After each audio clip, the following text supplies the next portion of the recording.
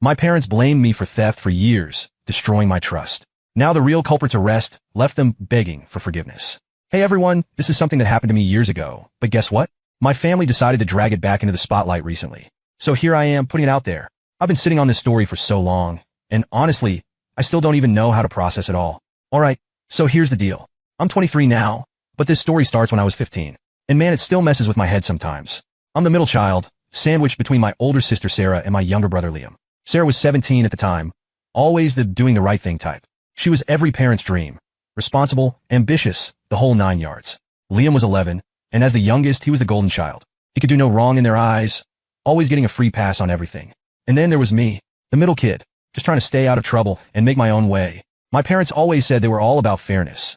You know, dividing things equally, making sure we each got the same opportunities. But looking back, that idea of fairness was just smoke and mirrors. They treated Sarah like the future CEO of the family, Liam like the baby they needed to protect, and me like, well, just there. Not bad enough to be a problem, but not good enough to shine either. Now, my dad had this collection. He wasn't into stamps or coins like some people. It was pocket knives, baseball cards, and a few autographed baseballs.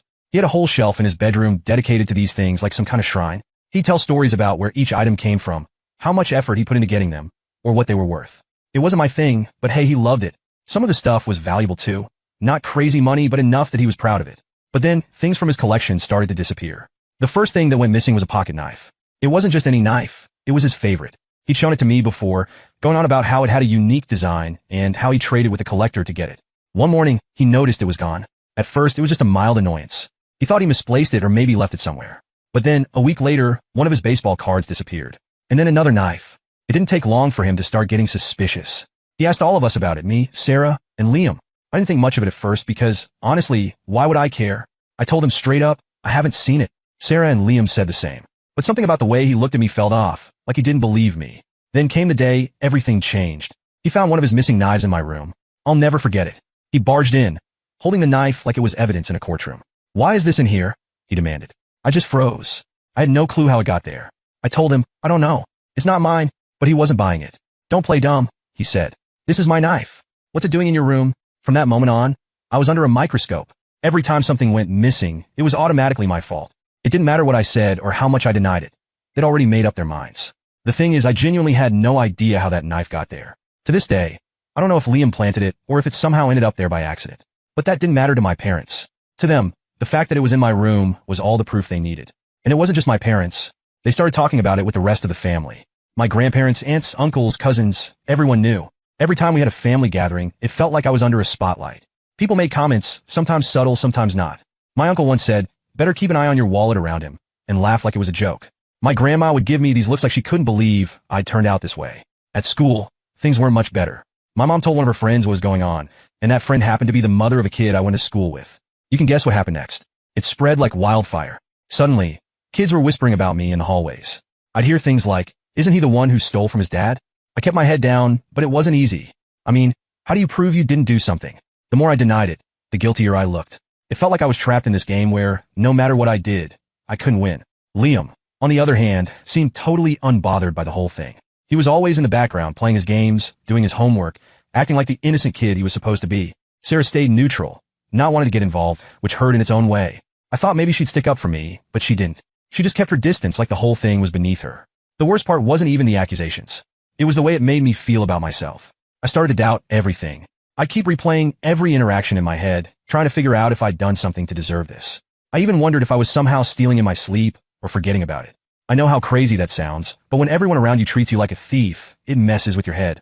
My parents kept saying, we're just trying to help you learn from your mistakes. But what mistakes? I didn't do anything, or at least I didn't think I did. The line between what I knew and what they believed started to blur. I began to isolate myself. I stopped hanging out with friends because I didn't want to answer questions about why I couldn't go out or why I looked so stressed all the time. I stayed in my room as much as possible, trying to avoid my parents and their endless questions. What else have you taken? Are you lying about this too? It never stopped. By the end of that year, I felt like I was a stranger in the house. I didn't trust my parents, my siblings, or even myself. All I wanted was for anyone, to believe me. But that wasn't going to happen. So after my dad found that knife in my room, things went from bad to worse. It was like I'd officially been branded as the thief, and there was no coming back from it. My parents decided they needed to teach me some kind of lesson, and let me tell you, they were not playing around. A few weeks later, things kept disappearing. One of the autographed baseballs was missing, and this wasn't just any ball. It was signed by his all-time favorite player, The one he always bragged about. I heard him yell from his room, Where the hell is it? My stomach dropped. I was sitting on my bed, already tense, and when I heard the anger in his voice, I started shaking. I didn't even know why I was nervous. I hadn't done anything wrong, but I couldn't stop the panic from creeping in. I heard heavy footsteps coming toward my room, and I knew what was coming next. My door flew open, and there he was holding the empty display case like it was some kind of smoking gun. You've got 5 seconds to tell me where it is, he snapped. I stammered, trying to say I didn't have it, but he cut me off. Don't lie to me again.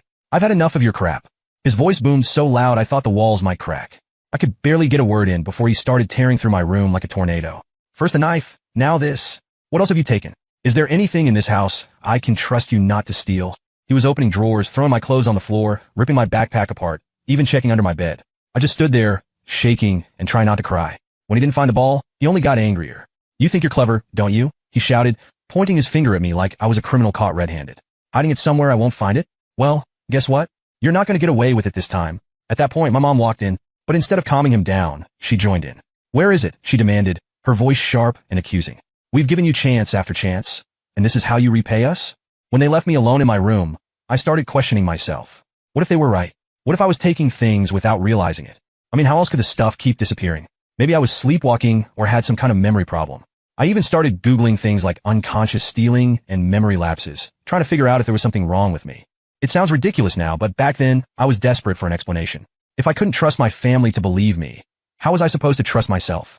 That night, they sat me down and laid out new rules for me, which was their way of saying my life was about to get even worse. At first, it was little things, grounding me for a couple of days or taking away my TV privileges. But as more stuff went missing, the punishments got way more intense. They started grounding me for weeks at a time. I wasn't allowed to go anywhere. Not to a friend's house, not to the park, not even a walk around the block. They took my phone and sold my computer. I wasn't even allowed to read the books I liked because, according to them, privileges had to be earned back. It didn't stop there. My dad had this thing where he'd assign me chores as part of my discipline, but these weren't normal chores like taking out the trash or cleaning my room. He'd come up with stuff just to make my life miserable. He made me scrub the garage floor with a brush by hand, because that's what happens when you disrespect other people's property. My mom wasn't any better. She'd make these passive-aggressive comments every chance she got. If I asked for something as simple as a snack, she'd say stuff like, "Oh, so now you're asking permission? How nice of you." Or, "Haven't you taken enough from this family already?" It was constant, and after a while it started getting to me. I felt like they hated me, not just angry at me for the missing stuff, but truly hated me. Looking back now, I can't wrap my head around it. How could parents treat their own kid like that over something so small? It wasn't like they were losing thousands of dollars or priceless heirlooms. It was a knife here, a baseball there. Stuff that honestly wasn't even worth all this drama. But the way they acted, you'd think I had ruined their lives. The resentment they held toward me was so obvious, and it cut deep. And let's not forget about Liam and Sarah. Liam just sat back and watched, never saying a word. He'd be playing his games or watching TV while I was stuck scrubbing the baseboards or reorganizing the pantry. Sarah, on the other hand, acted like the whole thing didn't exist. She stayed in her room most of the time, barely acknowledging what was happening. I guess that was her way of staying out of the drama, but it felt like a betrayal. After that, they decided to cancel my birthday. I was supposed to get my driver's license when I turned 16, like any kid, but they said I hadn't earned their trust yet. No party, no present, not even a happy birthday. It was just another day where I got treated like a criminal in my own house. Bearing their constant punishments, I had enough. I tried talking to my parents about it once. I told them how hard it was being treated like this, how it felt like they were punishing me for something I didn't do. My dad's response? If you don't like it, maybe you shouldn't have taken things that didn't belong to you. My mom just nodded along like that was the end of the conversation. What really got to me, though, was the inconsistency. One minute, my mom would act like she was trying to help me turn things around. The next, she'd be telling me how disappointed she was in me. My dad would do the same thing, acting like he was trying to teach me some valuable life lesson, but really just finding new ways to make me feel like a failure. After a while, I stopped trying to fight back. What was the point? No matter what I said, they wouldn't believe me. I thought maybe if I kept my head down and did what they wanted, things would get better. By the time I turned 17, I wasn't the same person I used to be. The constant accusations, punishments, and isolation had done a number on me. I wasn't just angry anymore. I was tired. Tired of trying to explain myself. Tired of hoping things would get better.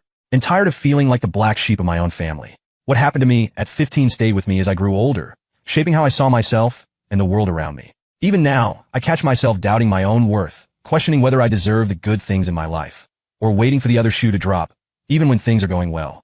It's like the version of me that got crushed by their mistrust never fully recovered. My parents didn't treat me like a son anymore. They treated me like a problem they were stuck with. Every interaction with them felt like they were just waiting for me to screw up again.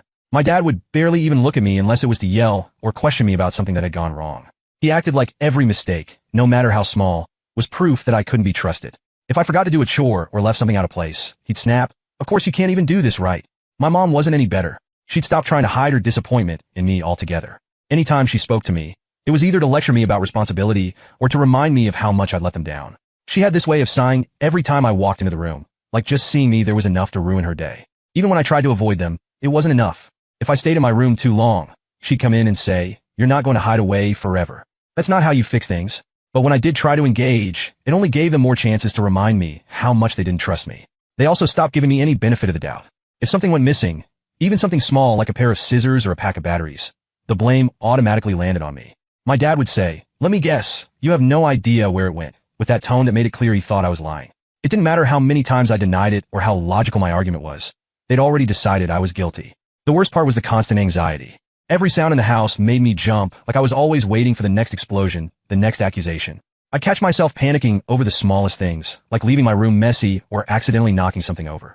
Even when I wasn't being yelled at, my brain would convince me that I was about to be. It was like walking on a tightrope, except I didn't know when or if I'd fall. It's weird how quickly you adapt to stuff, even when it's unfair. I stopped expecting fairness or even kindness from my parents.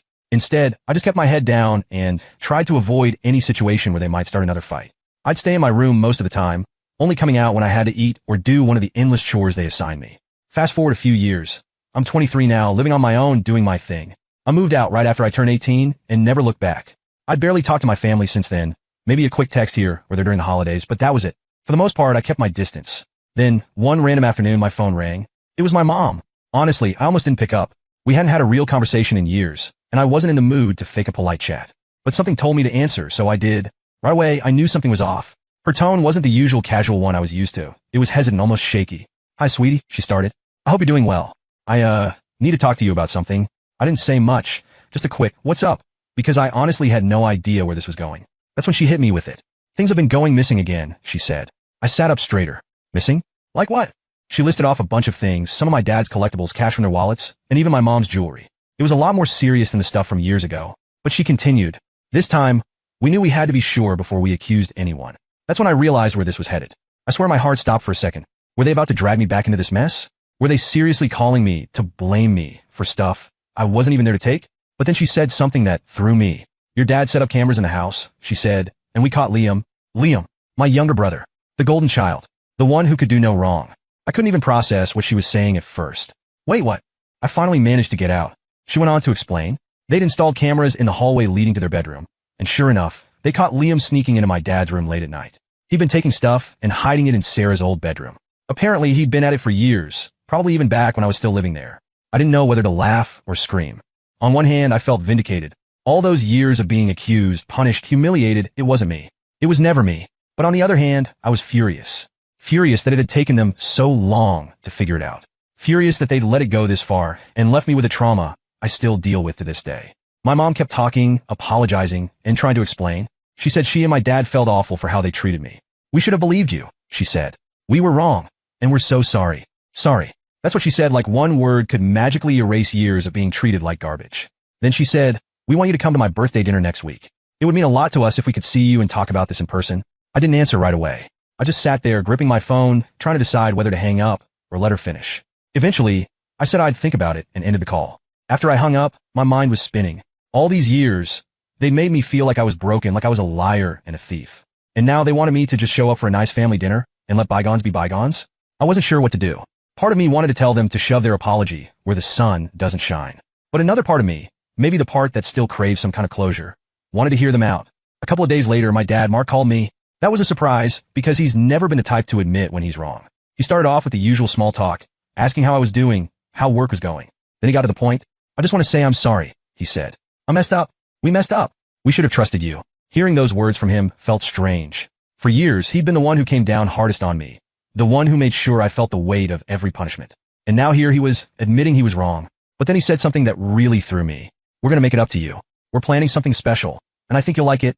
I asked what he meant, but he just said, "You'll see," and left it at that. In the days leading up to my mom's birthday, I kept going back and forth on whether I should go. I didn't want to forgive them. Not yet, anyway. But I was curious to see what they had to say, what they were willing to do to make things right. At the same time, I couldn't shake the anger. All those years they treated me like a criminal while Liam got away with everything, and now that the truth was out, they expected a quick apology to fix everything. It wasn't that simple.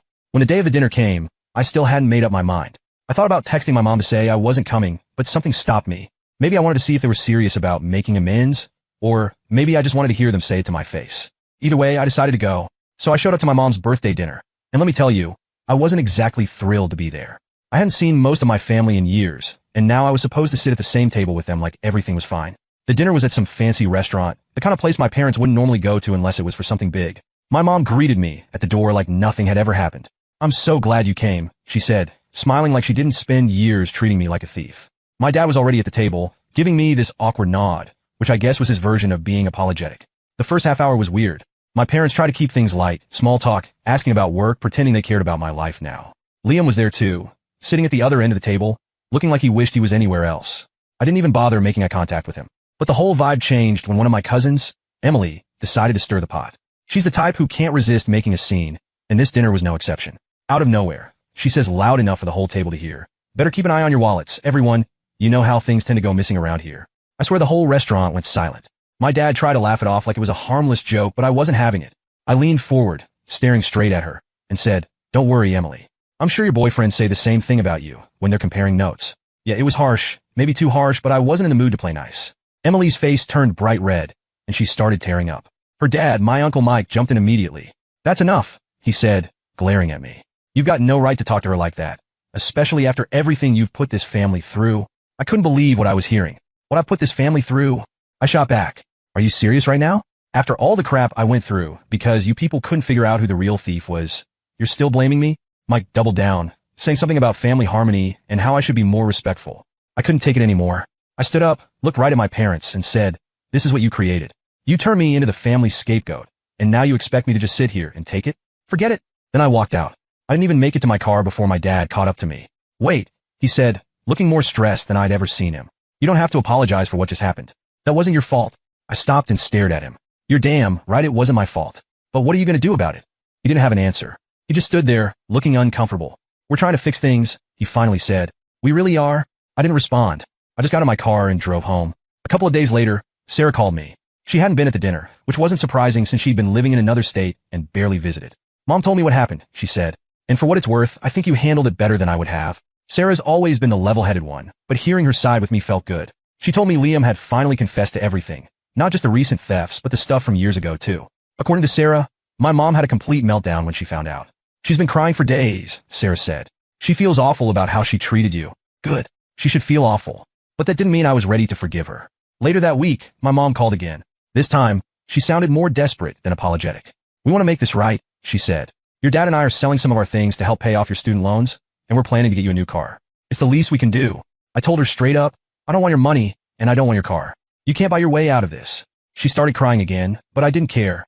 For years, I'd been treated like the family screw-up, and now they thought a few expensive gifts would make me forget about it? Not a chance. But things shifted when Liam got arrested. He'd stolen my grandpa's truck and crashed it into a streetlight about 2 miles from their house. The truck was totaled, and my grandparents were furious. They kicked him out and refused to let him come back until he paid for the damage. My parents canceled Liam's college fund to help cover the costs. That's when I found out they planned to use part of that money to buy me the car they'd been talking about.